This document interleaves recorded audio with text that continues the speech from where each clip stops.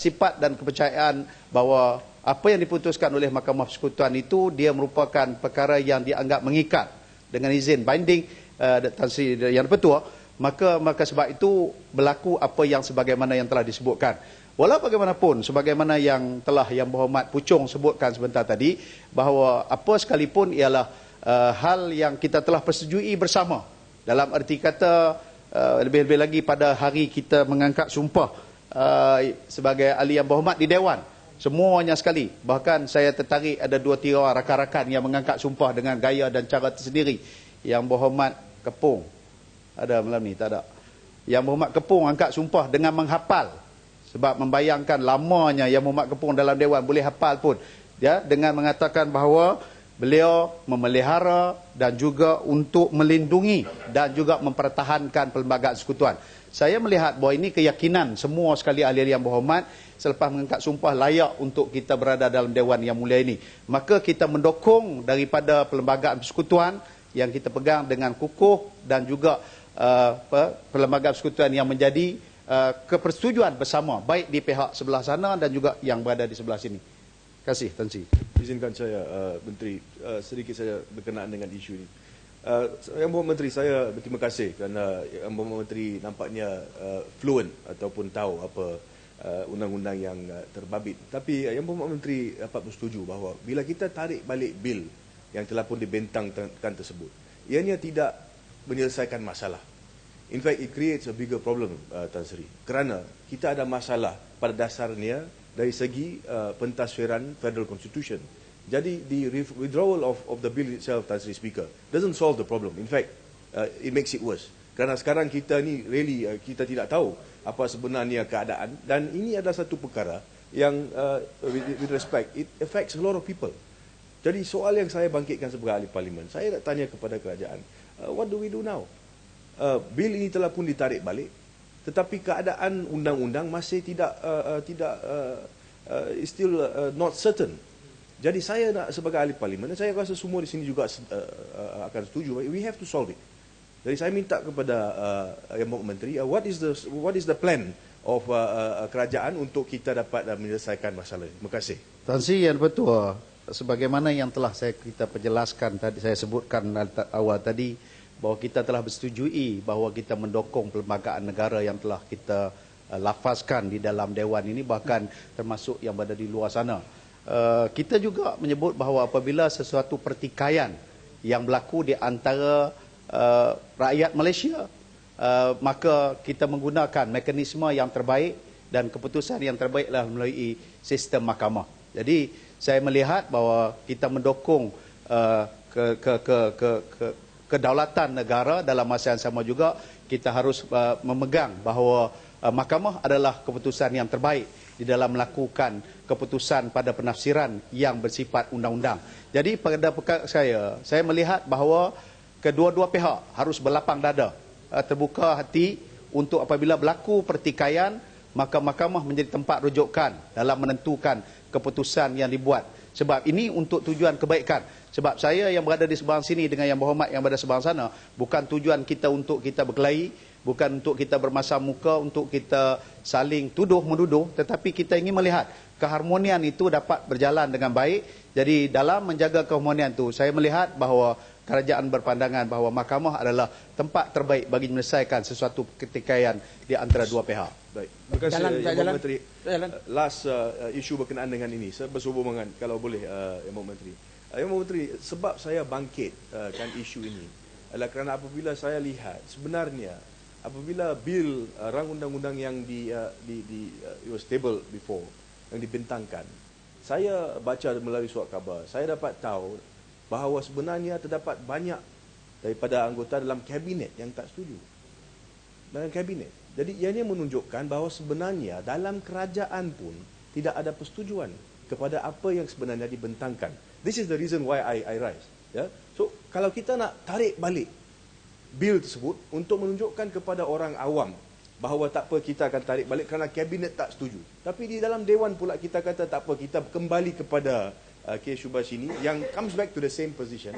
I think that is a situation which is, with respect, satu keadaan yang agak merunsingkan kerana di sini kita kata tarik balik kerana kita tidak mahu teruskan, tetapi kita berbalik kepada mahkamah, keputusan mahkamah, and it comes back to the same position, whereas the cabinet doesn't agree. Jadi dalam keadaan tersebut saya untuk penjelasan, untuk perfahaman saya, saya nak tahu sama ada kerajaan akan mengambil langkah yang lebih, supaya kita dapat menembuhkan jawatan kuasa, so we can actually look into this and to see whether or not this problem can be solved.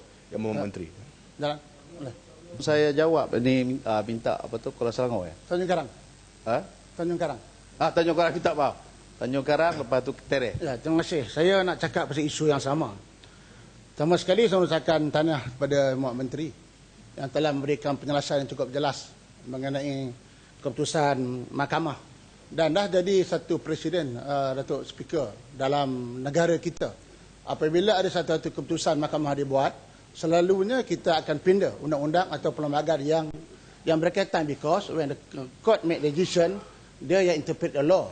Sometimes apa yang kita buat tak sama dengan apa yang court interpret. Kita tengok banyak contoh.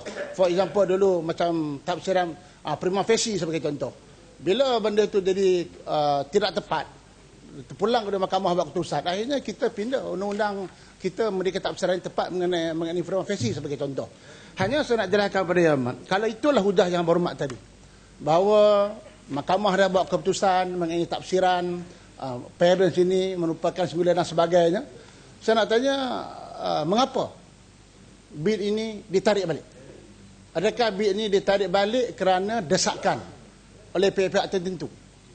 Dan kali ini kita lihat ada pihak-pihak tertentu macam Puchong dah desak yang kedua pula, iaitu untuk artikel 12.4, di mana dalam artikel 12.4 ini wording yang dipakai di bawah seksyen 107B sama dengan wording di bawah 12.4. Dan saya nak tanya, ini baru diberi tafsiran mengenai parents, tapi kalau kita baca 12.4, dia bukan saja concerned by parents or guardian. What is meaning of the guardian?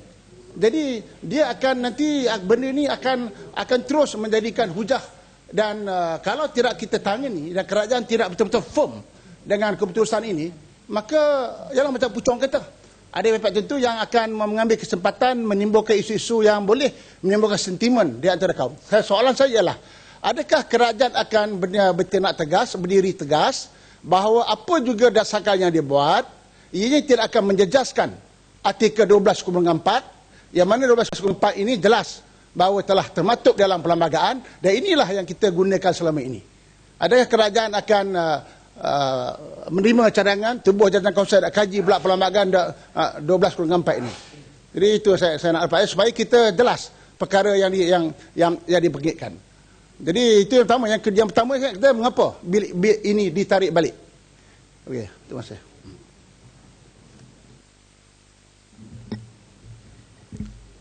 Tan Sri Yang Dipertua, saya ingin mendapat penjelasan lanjut atas isu yang hampir sama dengan Tanjung Karang, di mana pentafsiran kepada 12.4 itu telah menjadi cukup jelas dengan adanya kes presiden ataupun presiden cases yang telah diputuskan oleh mahkamah.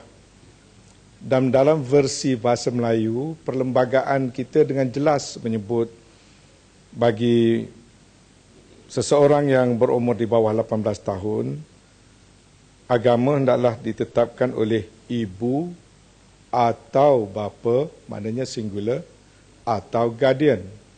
Penjaga juga mungkin hanya seorang, tak semestinya suami isteri. Dan provision ini telah wujud dalam perlembagaan kita sekian lama dan telah pun dipakai dan telah pun dibuat pentafsirannya oleh mahkamah seperti mana yang Yang Berhormat Menteri sebutkan tadi. Bolehkah kita semua mendapat jaminan daripada kerajaan, bukan sahaja perkara ini dan spirit perlembagaan ini dipertahankan, dan apakah JAKIM dan Majlis Fatwa Kebangsaan telah memberikan pandangan bagi memastikan klausa ini adalah konsisten dengan hukum syarak? Sebab apapun yang ada dalam perlembagaan bagi kita orang Islam, ia tidak sama sekali boleh mengatasi hukum syarak sekiranya ianya dicatatkan dengan jelas. Jadi bolehkah saya dapat penjelasan daripada Yang Berhormat Menteri, apakah 12.4 ini sudah pun konsisten dengan fatwa dan hukum syarak, dan kalau jawapannya ya, apakah jaminan kerajaan bahawasanya perkara ini dipertahankan? Yang kedua, soal percanggahan pendapat seperti mana yang disebut oleh Yang Berhormat Puchong, saya fikir ini satu perkara yang biasa, kerana saya dapati dalam Pakatan Rakyat juga sudah jelas cabar-mencabar berlaku dan mereka juga tidak sependapat dalam hal ini.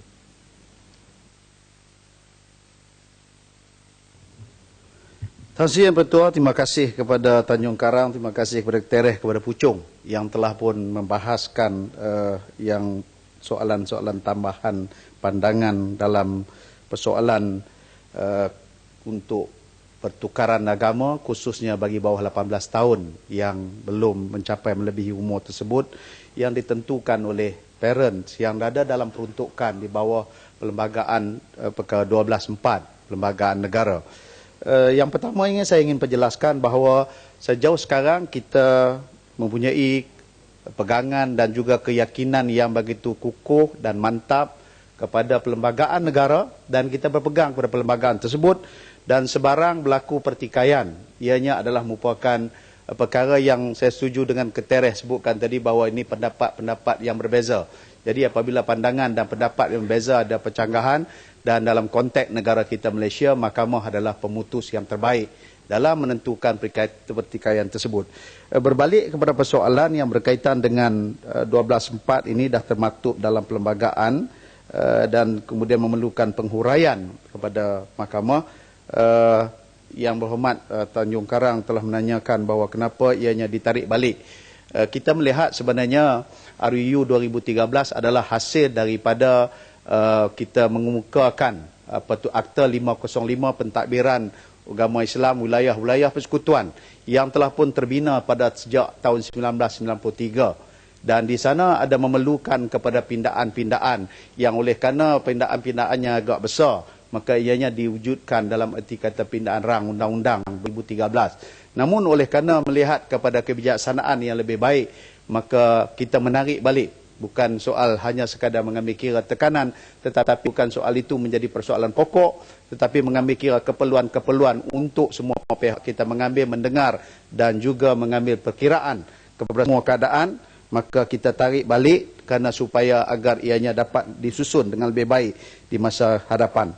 Di samping yang sama juga, sebagaimana yang telah disebutkan oleh Tereh, adakah ianya mempunyai pandangan yang telah pun diputuskan oleh JAKIM dan juga otoriti agama, badan-badan agama dalam konteks Majlis Agama dan Jabatan Agama Islam, dan juga termasuk Majlis Fatwa.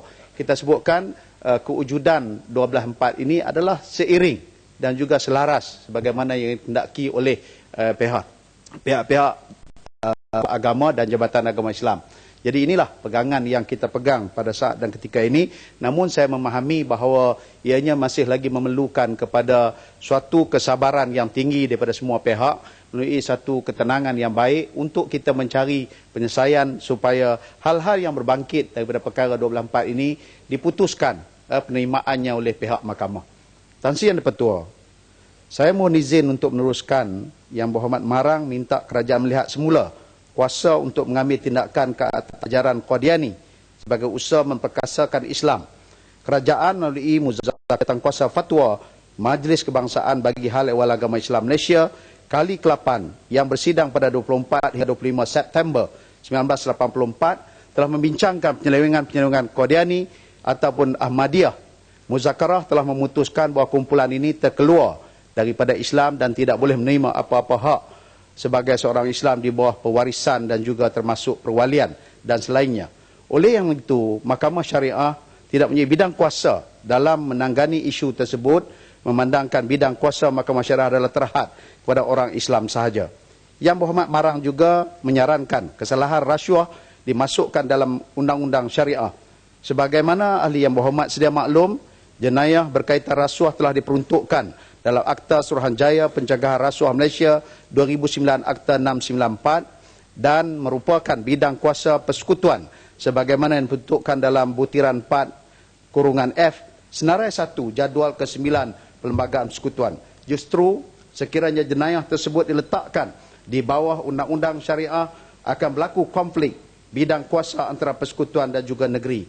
Di samping itu, jenayah rasuah termasuk dalam kategori di dalam Islam hukuman takzir dan pihak kerajaan diberi kuasa dalam bidang takzir untuk menetapkan apa-apa hukuman yang sesuai dan setimpal dengan kesalahan yang dilakukan.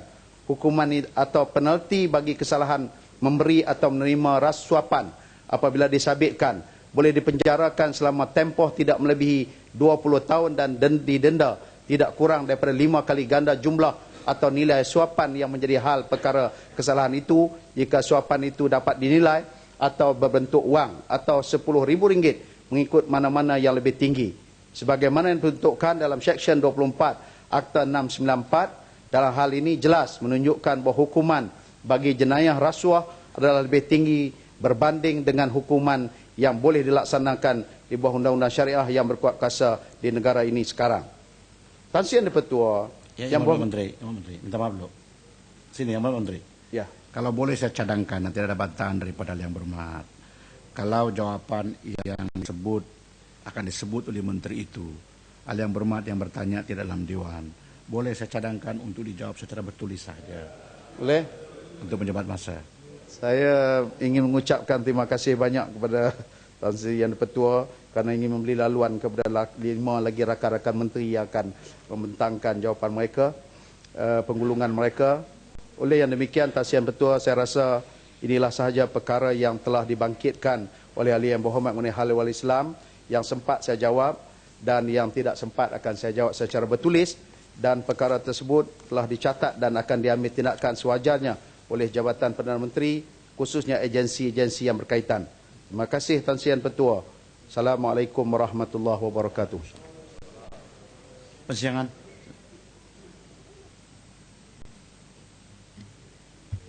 Terima kasih Tan Sri Yang Di-Pertua. Tan Sri Yang Di-Pertua,